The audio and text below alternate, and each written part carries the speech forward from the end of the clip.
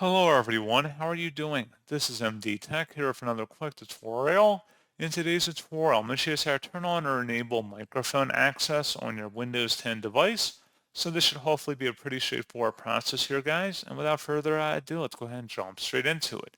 So all you have to do is open up the search menu, type in settings, best match should come back with settings. Go ahead and open that up.